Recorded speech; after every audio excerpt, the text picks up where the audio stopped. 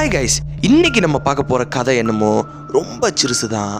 ஆனால் இதை நீங்கள் ரியலாக ஃபீல் பண்ணால் தான் தெரியும் இதில் இருக்க பயம் எவ்வளோ பெருசுன்னு.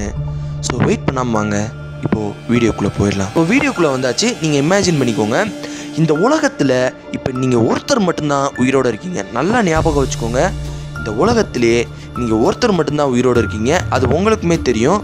ஸோ உங்களோட டெய்லி ரொட்டீன் என்னன்னு பார்த்தீங்கன்னா, காலையில் எழுந்திரிச்சு லைட்டாக ஜாக்கிங் பண்ணிட்டு தேவையான சாப்பாடை எடுத்துகிட்டு வந்து ஒரு குறிப்பிட்ட ஒரு ரூம் மாதிரி நீங்கள் செட் பண்ணி வச்சுருப்பீங்க. அந்த ரூம்குள்ளே சாப்பாடை சேமித்து வைக்கிறது தான் உங்களுடைய வேலை. ஏன் அப்படி சொல்கிறேன், ஏன் அவங்க சாப்பாடை சேமித்து வைக்கிறாங்கன்னு பார்த்தீங்கன்னா, ஏன்னா உலகத்தில் யாருமே இல்லை, சாப்பாடை உற்பத்தி பண்ணுறதுக்கும் ஆள் இல்லை. அவங்களுமே இனி எத்தனை நாள் உயிரோடு இருப்பாங்கன்னு தெரியாது. ஸோ அவங்களுக்கு கிடைக்கிற சாப்பாடை சேமித்து வச்சாதான் அவங்க இனி கொஞ்சம் வருஷமாவது உயிரோடு இருக்க முடியும். ஸோ இதுதான் டெய்லி ரொட்டீன். போய் சாப்பாடு எடுப்பாங்க, வருவாங்க. இதுதான் அவங்களோட டெய்லி ரொட்டீன். ஒரு நாள் பார்த்தீங்கன்னா அப்படி தான் ஒரு வீட்டில் போய் சாப்பாடு எடுக்க போகிறாங்க.